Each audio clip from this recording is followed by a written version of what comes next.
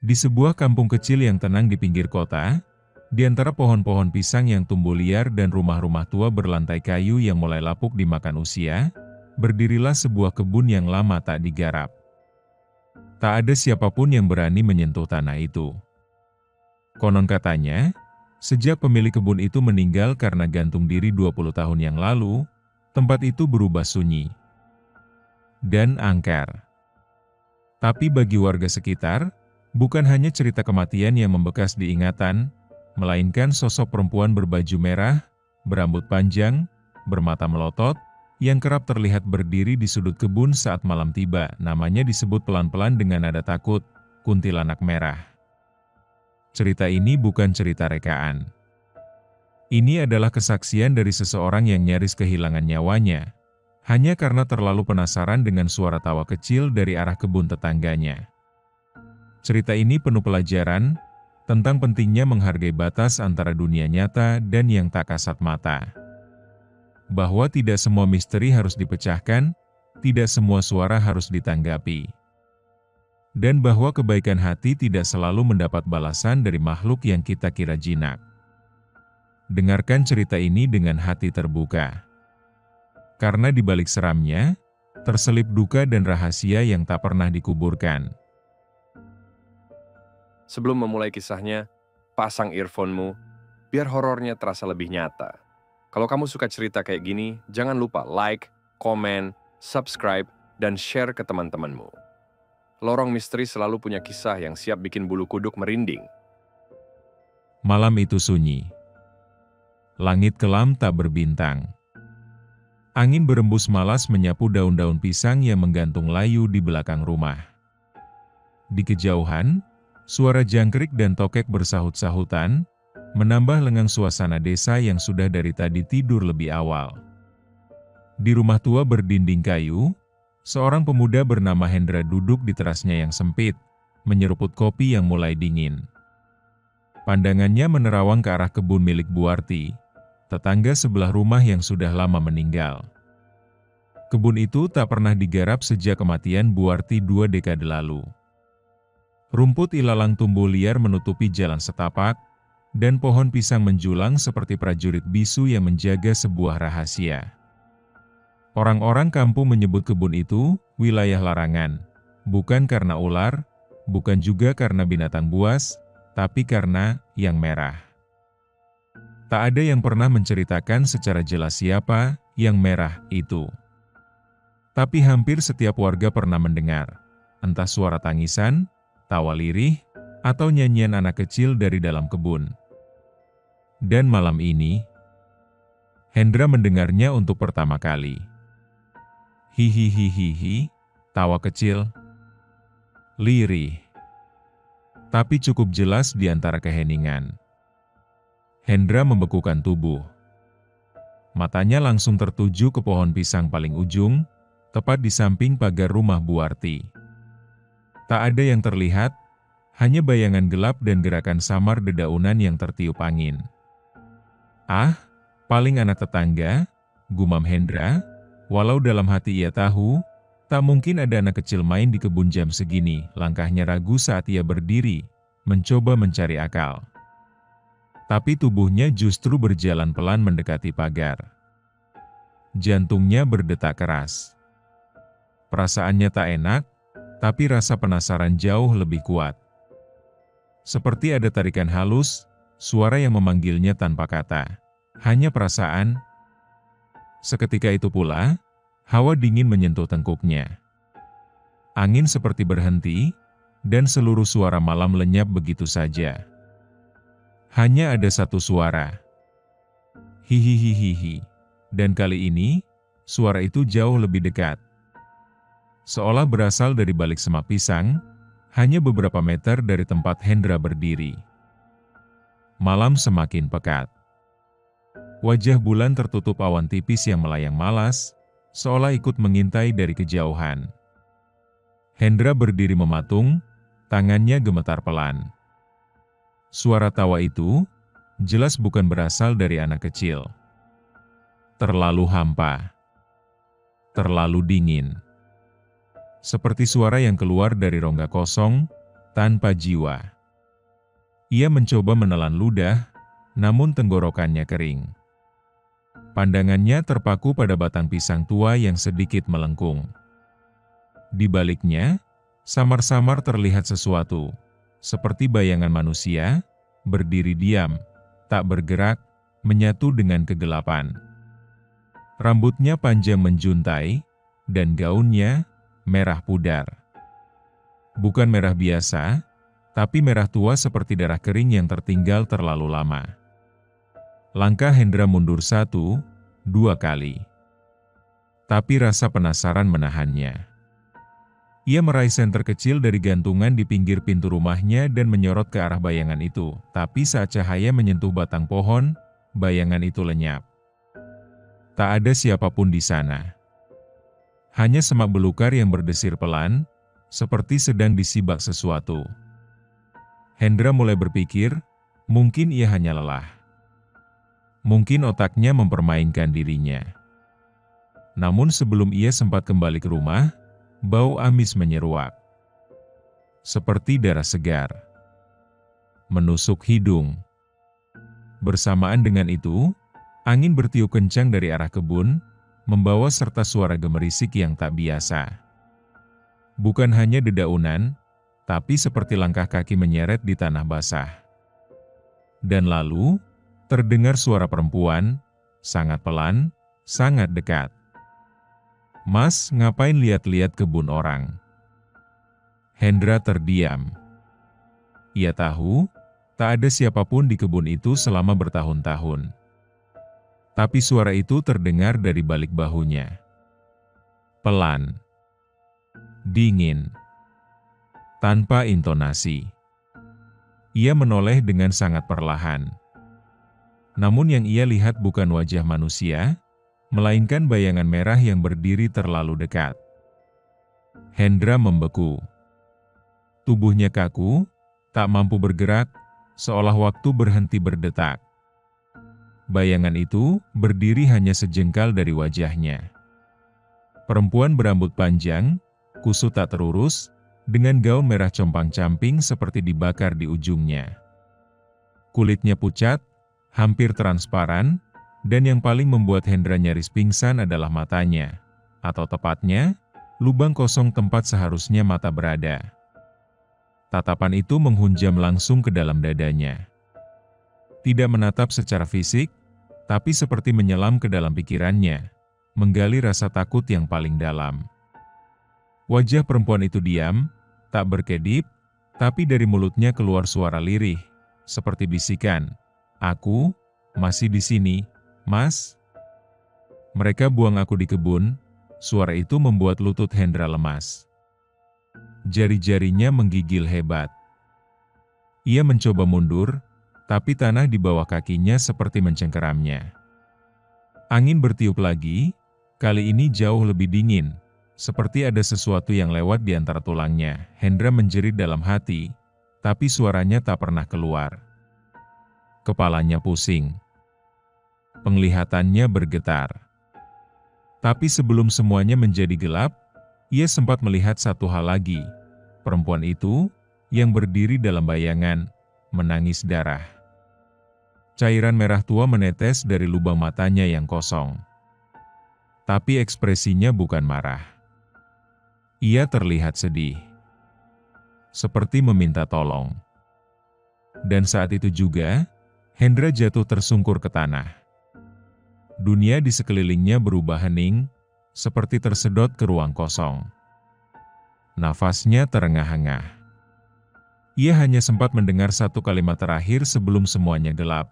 "Jangan biarkan mereka tebang pohonku. Nanti aku benar-benar mati." Lalu, sunyi. Malam menutup semuanya dengan kabut tipis dan hawa lembab yang merayap ke sela-sela tulang. Matahari mulai menampakkan sinarnya yang lembut di ufuk timur, memecah gelapnya malam yang penuh misteri.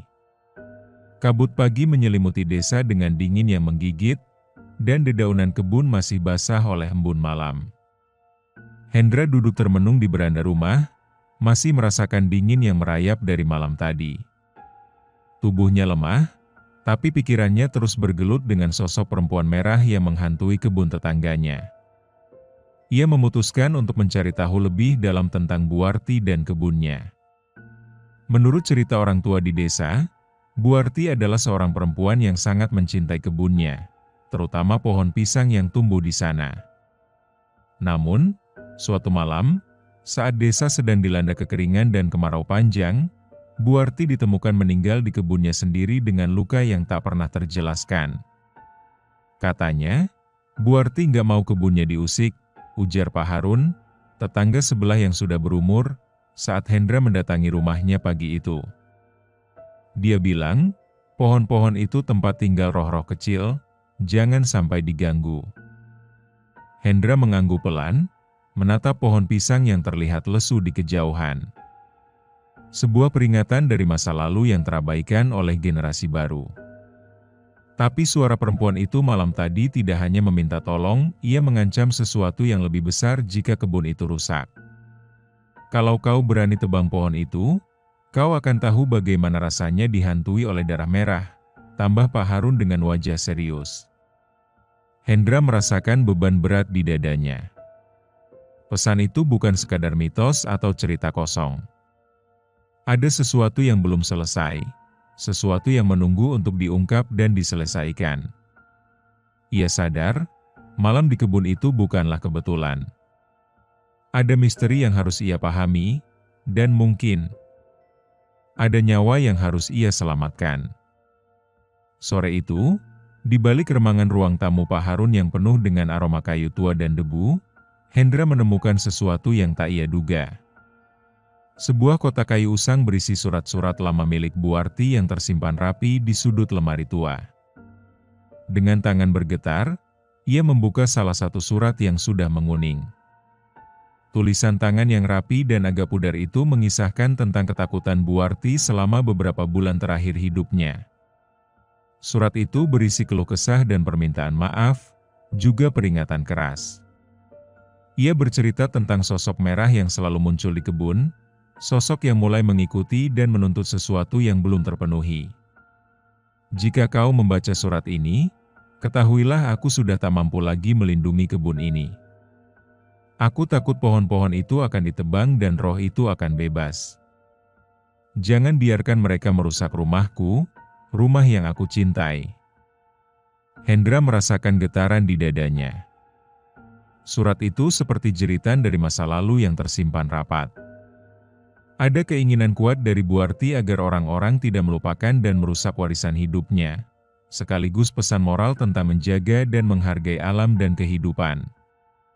Pak Harun menambahkan, surat itu terakhir kali ditemukan sebelum Buarti meninggal misterius. Banyak yang percaya, itu adalah peringatan bagi kita semua. Malam nanti, Hendra tahu ia harus kembali ke kebun itu. Tidak hanya untuk mencari jawaban, tapi juga untuk menjaga janji yang teramat berat. Janji untuk tidak mengganggu yang merah, dan menghormati kehidupan yang terabaikan. Malam kali ini terasa berbeda. Angin dingin berhembus lebih pelan, tapi terasa berat seperti membawa beban tak terlihat. Hendra berdiri di tepi kebun, matanya menatap gelap yang pekat dan pohon-pohon pisang yang bergoyang perlahan. Suara malam yang biasanya dipenuhi jangkrik dan katak ini berubah menjadi kesunyian yang mencekam. Tiba-tiba, dari kejauhan terdengar suara tangisan perempuan, lirih dan mengiris hati. Suara itu bergetar, mengalun di udara malam seperti rintihan jiwa yang tersesat. Hendra mengerutkan dahi, hatinya terasa perih. Ia tahu, itu bukan sekadar angin atau ilusi. Itu panggilan dari sesuatu yang hidup dalam kesedihan. Buarti? Bisiknya pelan, suaranya hampir tenggelam oleh suara malam.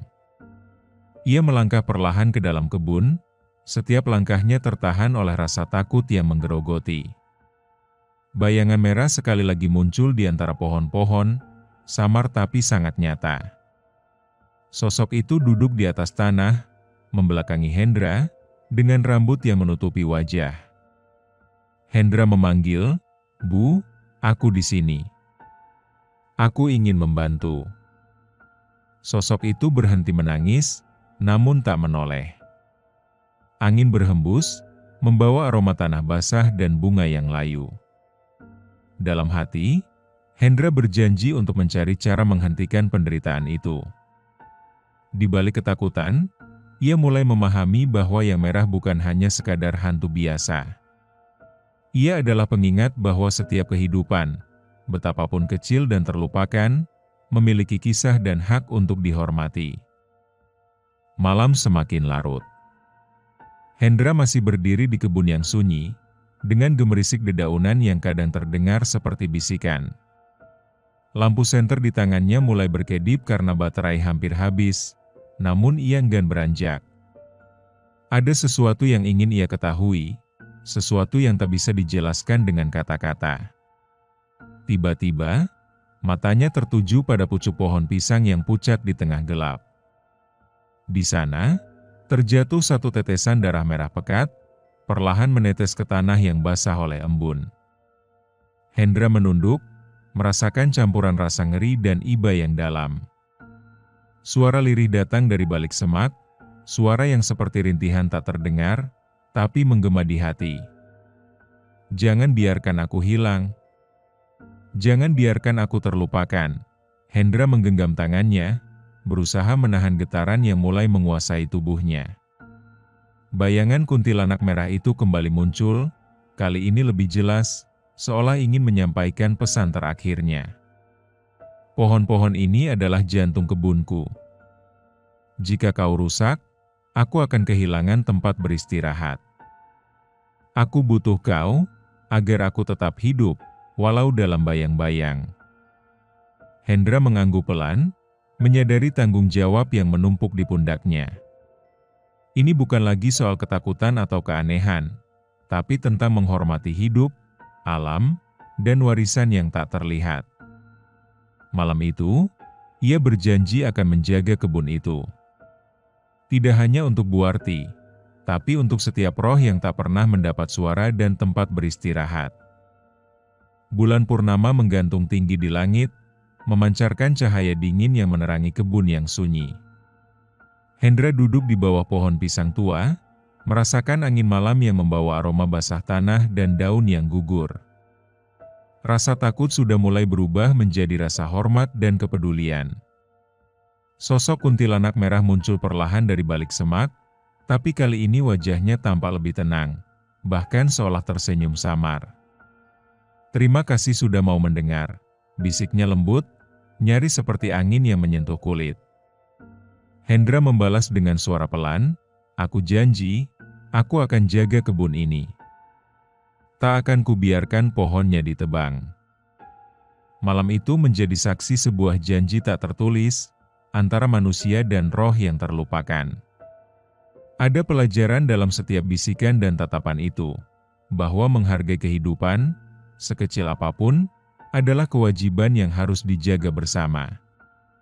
Ia tahu, menjaga kebun itu bukan hanya tentang menghindari kutukan atau rasa takut, tapi tentang memahami makna hidup dan mati, dan bagaimana keduanya terjalin erat. Sejak malam itu, suasana di desa berubah. Orang-orang mulai merasakan ketenangan aneh yang mengalir di udara, seolah ada penjaga tak kasat mata yang melindungi.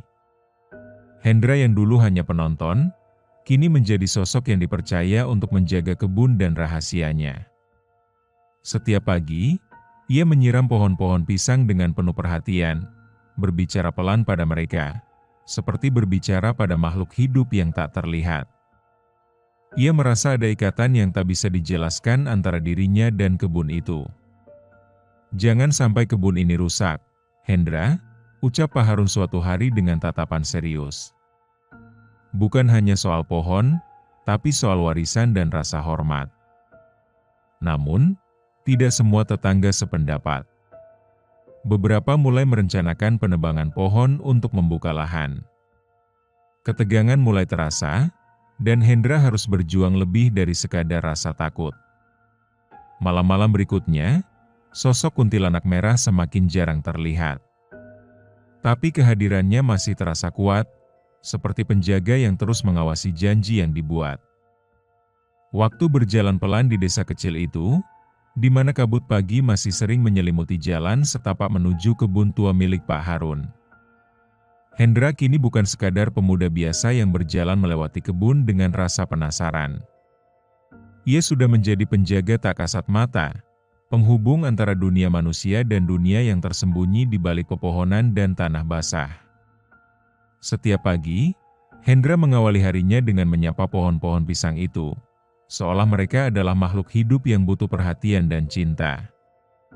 Ia tahu, di balik daun-daun yang bergoyang itu, ada jiwa yang bergantung pada kesetiaannya. Namun, pertarungan sesungguhnya belum berakhir.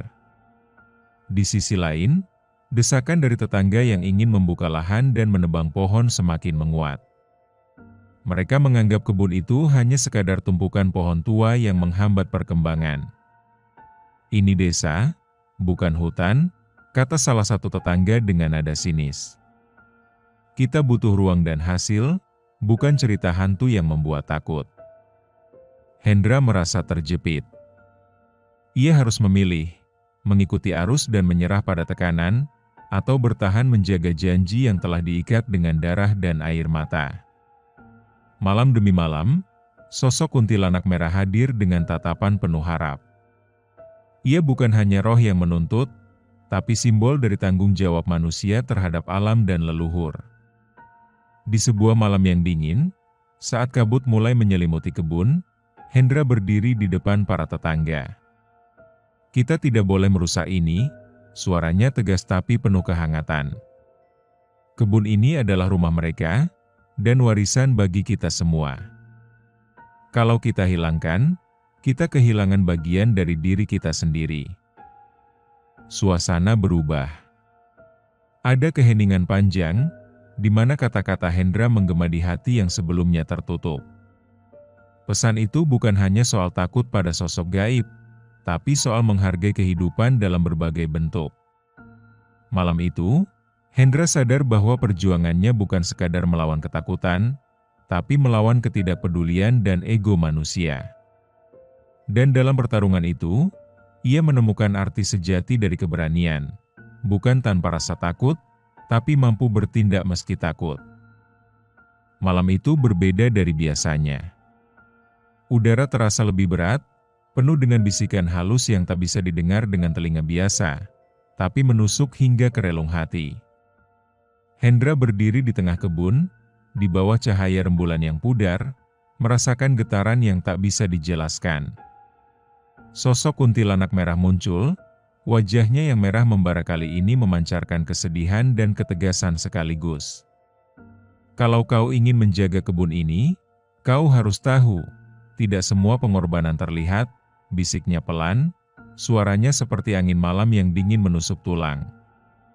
Hendra menunduk, rasa takut dan rasa tanggung jawab bergumul dalam dadanya. Ia tahu, janji yang dibuat bukan hanya sekadar kata-kata, tapi ikatan yang menuntut keberanian sejati. Ada sesuatu yang harus ia korbankan, sesuatu yang tak bisa diukur dengan materi. Tiba-tiba, angin bertiup kencang membawa aroma tanah basah dan bunga layu. Daun-daun berguguran berjatuhan di sekelilingnya, seperti salam perpisahan dari alam. Hendra merasakan air mata menetes, bukan karena takut, tapi karena ia mulai mengerti arti pengorbanan dalam hidup. "Jika kau mengorbankan dirimu untuk menjaga ini, maka kebun dan roh yang tinggal di dalamnya akan damai," ucap kuntilanak merah. "Dan kau pun akan menemukan kedamaian dalam jiwa." Malam itu, Hendra berdiri tegak, menerima takdir yang datang bersamaan dengan janji lama yang ia pegang erat. Di balik kengerian, ada keindahan tersendiri yang mengajarkan tentang ikatan, keberanian, dan kasih sayang tanpa syarat. Sejak malam pengorbanan itu, Hendra berubah. Ada beban berat yang menghinggapi langkahnya, namun di balik itu tersimpan kekuatan baru yang tak terlihat. Ia tak lagi sekadar pemuda biasa, tapi penjaga jiwa yang berani menanggung luka demi sebuah harapan. Setiap kali melewati kebun, ia merasakan kehadiran kuntilanak merah yang kini lebih tenang, tapi wajahnya tetap menyisakan bayangan kesedihan mendalam. "Aku bukan sekadar hantu yang menakutkan, Hendra," katanya suatu sore, saat angin lembut membelai dedaunan. "Aku adalah cermin dari luka yang tak kunjung sembuh, dari janji yang belum terpenuhi." Hendra mengangguk pelan, menyadari bahwa sosok itu bukan sekadar makhluk gaib, tapi lambang dari luka lama yang mengakar dalam kehidupan desa. Sebuah luka yang menuntut pengakuan, penyembuhan, dan doa-doa yang selama ini terpendam. Malam-malam berikutnya, Hendra mulai mengumpulkan cerita dari para tetangga, kisah-kisah lama tentang kehilangan, kesedihan, dan pengorbanan yang terlupakan. Semua itu membentuk gambaran utuh tentang mengapa kuntilanak merah begitu terpaku di kebun itu. Pesan yang tersirat sangat kuat. Kadang kita tak menyadari bahwa rasa sakit dan duka yang tidak tersuarakan akan menjadi beban bagi generasi yang akan datang. Maka dari itu, penting untuk selalu membuka hati, saling mendengar, dan menjaga warisan rasa kemanusiaan. Hendra pun berdoa dalam sunyi, berharap kebun itu menjadi tempat damai, bukan hanya untuk roh, tapi juga untuk semua yang hidup di sekitarnya. Suatu pagi, kabut tebal menyelimuti desa dan kebun tua itu. Hendra berjalan pelan, langkahnya berat oleh pikiran yang semakin rumit. Ia tahu, ada sesuatu yang belum terungkap, sesuatu yang tersembunyi jauh di balik misteri kuntilanak merah. Dengan hati-hati, ia memasuki bagian kebun yang paling lebat, di mana pepohonan saling merangkul, membentuk lorong alami yang seolah mengundang ke dalam dunia lain. Angin dingin menyelinap di sela-sela ranting, membawa bisikan yang tak dapat diabaikan. Di sana, tersembunyi di bawah akar pohon pisang terbesar, Hendra menemukan sebuah peti kayu tua, terkunci rapat dengan ukiran yang mulai pudar oleh waktu. Jantungnya berdegup kencang, rasa takut dan penasaran bercampur menjadi satu. Ia membuka peti itu perlahan, dan di dalamnya terdapat surat-surat tua serta sebuah kain merah lusuh yang berbau tanah basah. Surat itu ditulis dengan tinta yang mulai luntur, namun kata-kata di dalamnya jelas berisi permohonan maaf dan pengakuan tentang sebuah pengkhianatan yang pernah terjadi puluhan tahun lalu. Kuntilanak merah, ternyata bukan hanya roh yang bergentayangan tanpa tujuan, tapi jiwa yang dipenuhi luka karena pengkhianatan dan ketidakadilan yang tak terselesaikan. Hendra merasa getir, tapi juga sadar bahwa rahasia ini adalah kunci untuk memberi kedamaian yang sejati. Malam semakin larut, angin dingin menerpa jendela rumah Hendra. Di ruang tamu yang remang, ia duduk termenung memegang surat tua yang ditemukan di kebun. Kata-kata itu menggema dalam pikirannya, menguak kisah yang selama ini tersembunyi. Surat-surat itu bercerita tentang seorang perempuan muda yang pernah tinggal di desa ini puluhan tahun lalu. Ia adalah sosok yang penuh cinta, tapi dikhianati oleh orang terdekatnya. Janji-janji yang diucapkan berubah menjadi dusta, membawa kesedihan yang mendalam sampai akhir hayatnya. Hendra terdiam, membayangkan wajah perempuan itu yang ternyata adalah kuntilanak merah yang selama ini menghantui kebun tetangganya. Rasa iba menyelimuti dirinya. "Aku harus membantunya agar dia bisa tenang," pikirnya. Kisah ini bukan hanya tentang hantu yang menakutkan, tapi tentang luka hati yang belum sembuh, tentang pengampunan yang belum diberikan, dan tentang rasa keadilan yang terlupakan. Di tengah gelapnya malam, Hendra menyalakan lilin kecil, memulai doa dan niat tulus untuk menuntaskan cerita itu. Ia tahu jalan di depan tidak mudah, tapi ia siap menghadapi apapun demi damai bagi jiwa yang tersiksa. Seiring berlalunya waktu, Hendra merasa beban di dadanya semakin ringan. Ada kekuatan baru yang mengalir dari niat tulusnya untuk menebus luka lama itu. Namun, sesuatu yang tak terduga menanti di balik kegelapan malam. Pada suatu malam, saat ia sedang berdoa di tepi kebun, sosok kuntilanak merah muncul dengan wujud yang berbeda. Kali ini, wajahnya tak lagi menyeramkan, melainkan penuh ketenangan dan kesedihan yang dalam. "Kau datang bukan hanya untuk aku, tapi untuk semua yang terluka," Suara itu bergetar lembut, penuh harapan. Hendra mengangguk, air mata mengalir tanpa mampu ditahan. Aku tidak ingin kau terus menderita. Aku ingin membantumu pergi dengan damai. Kuntilanak itu tersenyum tipis, cahaya merah di matanya mulai meredup, seakan beban yang lama mengikatnya mulai terlepas perlahan. Malam itu, dalam keheningan yang dalam, sebuah pengertian lahir dari dua jiwa yang saling terikat oleh luka dan harapan. Mereka belajar bahwa kadang, yang dibutuhkan hanyalah keberanian untuk membuka hati dan memberikan kesempatan bagi penyembuhan. Malam itu begitu hening, hanya terdengar gemerisik dedaunan yang mulai menguning karena angin musim yang berhembus pelan. Hendra duduk di bawah pohon besar di tengah kebun, memandang langit yang gelap tanpa bintang. Wajahnya penuh dengan kelelahan, namun juga ketenangan yang sulit dijelaskan. Sejak pertemuan terakhir dengan kuntilanak merah, segala sesuatu terasa berbeda.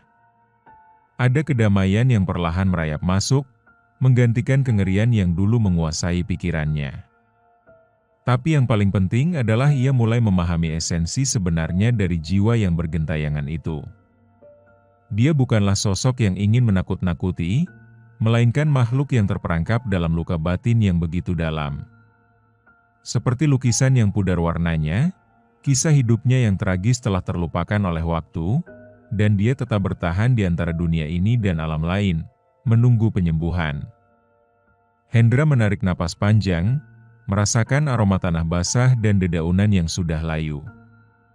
Ia menutup matanya dan mulai mengucapkan doa yang dipelajarinya sejak kecil, doa yang tidak hanya untuk dirinya, tapi untuk jiwa-jiwa yang pernah terluka dan tersesat seperti kuntilanak merah. Suara angin kembali berbisik, dan kali ini terasa seperti pelukan hangat yang menguatkan. Sesosok bayangan samar muncul di hadapannya, bukan lagi menakutkan, melainkan penuh kasih. Kuntilanak merah tersenyum, senyum yang mengandung rasa syukur dan ketenangan. "Terima kasih, Hendra. Kau telah membawaku pada damai yang selama ini kuinginkan," katanya dengan suara lembut, penuh pengharapan. Hendra mengangguk, hatinya tergerak oleh kebesaran makhluk yang dulu ia takuti. Ia belajar bahwa di balik kengerian, ada pelajaran hidup yang sangat berharga tentang kasih, pengorbanan, dan pengampunan. Beberapa hari berlalu sejak malam penuh haru itu. Namun Hendra merasa ada yang masih mengganjal. Seperti mimpi yang belum selesai. Meskipun sosok kuntilanak merah tak lagi menampakkan diri, ia kerap merasakan dorongan aneh, seperti ada panggilan yang datang dari tanah, dari akar-akar kebun yang diam. Hendra memutuskan untuk kembali ke lokasi tempat ia pertama kali melihat sosok mengerikan itu. Kebun tua milik Buarti, tetangganya. Namun hari itu, ia tidak sendiri.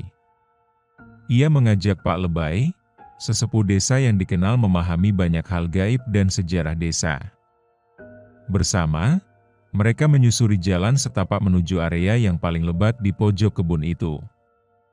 Semak-semak tinggi dan pohon-pohon pisang tua mengelilingi sebuah area yang selama ini tidak pernah disentuh warga. Seperti ada aura berat yang menyelimuti tanah di situ. Setelah memanjatkan doa, Pak Lebay mulai menggali tanah di bawah pohon besar yang batangnya bengkok, seperti membungkuk dalam kesedihan. Beberapa menit kemudian, cangkul Pak Lebay membentur batu datar. Sebuah nisan tua, nyaris tak terbaca, ditumbuhi lumut dan akar. "Inilah sebabnya dia gentayangan," ujar Pak Lebay dengan suara pelan. "Kuburan ini tidak pernah diziarahi, tidak dikenal. Bahkan oleh keluarganya sendiri." Hendra berjongkok, menyeka nisan itu perlahan dengan tangannya. Di balik lumut-lumut yang menempel, ia bisa membaca nama yang sangat familiar dari surat tua yang dulu ia temukan, Sulastri binti Ramelan. Itu adalah nama gadis yang disebut-sebut dikhianati kekasihnya, dikuburkan diam-diam karena kematian tragis yang disembunyikan. Air mata Hendra jatuh. Dia tak minta balas dendam. Dia hanya ingin dikenang. diakui. Pak Lebay mengangguk. Kalau kita mau mengakhiri gangguan yang muncul bukan dengan mengusir, tapi dengan memuliakan mereka yang dilupakan. Malam itu, mereka membersihkan pusara Sulastri, menabur bunga, dan membacakan doa panjang. Hendra mengirim doa dari lubuk hatinya, bukan hanya karena takut, tapi karena empati. Karena manusia, seberapapun salahnya masa lalu, tetap layak dikenang dengan doa. Malam itu, setelah membersihkan makam Sulastri, Hendra berjalan pulang melewati jalan setapak di samping kebun. Awan menggumpal pekat di langit. Angin menderu lirih, membawa hawa dingin yang menusuk hingga tulang. Seakan langit pun hendak menangis bersama hati yang baru saja dibersihkan. Tepat ketika langkah Hendra tiba di gerbang rumahnya, tetes-tetes hujan pertama jatuh. Bukan hujan lebat, tapi gerimis yang pelan, seperti air mata. Hendra memandang ke langit. Air hujan membasahi wajahnya, menyatu dengan sisa-sisa tangis yang belum kering dari matanya sendiri. Namun malam itu terasa berbeda. Tidak ada lagi perasaan dikejar atau diawasi. Tidak ada suara tawa perempuan dari balik pohon. Tidak ada wangi anyir darah. Semua itu seolah menghilang bersama doa yang ia kirimkan di atas pusara tua. Di dalam rumah, Bu Sari, ibunya Hendra, duduk di dekat jendela sambil membaca Al-Quran. Ia menyambut Hendra dengan senyum lembut. "Kau terlihat lega, Nak," katanya pelan. "Iya, Bu," jawab Hendra. Entah kenapa, malam ini rasanya tenang sekali. Ibu dan anak itu terdiam sejenak. Suara hujan menyatu dengan lantunan ayat suci. Di dalam keheningan itu, Hendra merasa seperti disentuh oleh sesuatu yang suci dan penuh kasih. Bukan lagi rasa takut, tapi rasa syukur yang menyelimuti seluruh hatinya. Sementara itu, di kebun, pohon tua tempat makam Sulastri berdiri, diterpa gerimis lembut. Kabut tipis menyelimuti area itu, dan sesosok bayangan berdiri jauh di antara pepohonan. Kuntilanak merah itu kini tidak lagi menyeringai. Wajahnya bersih, rambutnya rapi, matanya jernih. Ia memandangi ke arah desa, lalu menatap ke langit malam, mengangguk perlahan, seolah berpamitan. "Terima kasih," bisiknya, kemudian lenyap dalam kabut, seperti embun pagi yang menghilang bersama mentari. Beberapa minggu telah berlalu sejak malam doa di pusara Sulastri. Sejak saat itu, keadaan desa kembali normal. Tidak ada lagi kejadian aneh, tidak ada tangisan tengah malam, dan tak ada satupun warga yang merasa diganggu oleh sosok kuntilanak merah. Namun perubahan yang paling nyata ada pada diri Hendra. Ia kini lebih banyak merenung, lebih dekat dengan ibunya, dan lebih peduli pada kehidupan sekitar. Setiap sore, ia membantu ibu-ibu janda di desa membersihkan halaman atau memperbaiki pagar. Ia juga mulai rajin datang ke musola, bukan karena takut, tapi karena ia tahu ada kekuatan yang lebih besar dari semua ketakutan, cinta dan doa. Sore itu, ia duduk bersama Pak Lebay di bawah pohon nangka besar, tempat anak-anak kecil biasa bermain. Di tangannya, Hendra memegang buku catatan kecil, yang kini berisi kisah Sulastri dari awal hingga akhir. Ia menulis semuanya, bukan untuk menakut-nakuti, tapi agar kisah itu tak hilang begitu saja. "Kau yakin mau menyebarkan kisah ini?" tanya Pak Lebay pelan. Hendra mengangguk. "Ini bukan hanya tentang hantu, Pak. Ini tentang seseorang yang disakiti, dibungkam, dan dilupakan. Aku ingin semua orang tahu bahwa melupakan itu sama buruknya dengan membunuh perlahan-lahan." Pak Lebay tersenyum tipis. Kadang yang gentayangan itu bukan hanya arwah, tapi penyesalan dari manusia hidup. Hendra memandang ke arah kebun Buarti, yang kini mulai dirawat kembali oleh warga. Tak ada lagi yang takut. Justru, warga mulai menanami pohon buah dan akan dibuka menjadi kebun komunitas. Ia tahu, itu semua dimulai dari rasa saling peduli, dari keberanian untuk tidak membiarkan kebenaran dikubur. Ketika malam tiba, ia kembali membuka catatannya. Ia menuliskan kalimat terakhir di halaman terakhir buku itu, semoga tak ada lagi perempuan yang meninggal karena dicintai dengan cara yang salah. Matahari pagi menembus celah-celah pepohonan, menyinari perlahan kebun yang dulunya begitu mencekam. Di ujung tanah lapang itu, kini berdiri sebuah batu nisan kecil dari kayu jati yang diukir sederhana.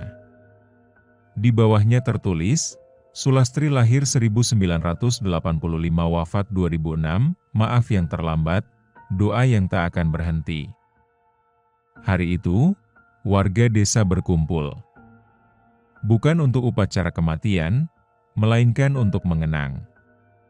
Untuk pertama kalinya, nama Sulastri diucapkan bukan dalam bisik-bisik ketakutan, tapi dalam lantunan doa. Tak ada tangisan keras, hanya diam yang penuh makna. Sebuah pengakuan bahwa selama ini mereka telah lalai, bahwa perempuan itu bukan cerita horor, tapi seseorang yang pernah hidup dan mencintai. Buarti berdiri paling depan, menggenggam bunga melati dalam tangannya yang gemetar. Ia menatap nisan itu lama sekali sebelum akhirnya berbisik, "Maafkan aku, Nak." Hendra berdiri di sampingnya, memegang buku catatan yang telah usang di tangannya. Ia tidak lagi merasa diganggu. Ia tidak lagi dihantui. Kini, yang ia rasakan hanyalah damai. Karena akhirnya, ia telah mengantarkan satu jiwa yang tersesat kembali ke tempatnya. Di antara doa dan haru, suara kecil dari anak-anak desa memecah hening. "Pak Hendra, kuntilanak merahnya udah nggak ada, ya?" Hendra tersenyum, menatap ke arah langit yang cerah. "Dia udah pulang, Nak. Udah tenang sekarang." Hari itu menjadi penutup dari satu bab kelam dalam sejarah desa kecil itu. Tapi menjadi pembuka bagi kesadaran baru, bahwa kita tak boleh membiarkan kebenaran dikubur bersama korban, dan tak boleh menertawakan luka yang tak kita pahami. Pesan untuk kita semua, cerita ini mungkin terdengar seperti kisah hantu. Tapi sejatinya, ini adalah cerita tentang luka batin, kekerasan yang tersembunyi, dan suara-suara yang diabaikan. Kuntilanak merah bukan hanya tentang sosok menyeramkan di malam hari.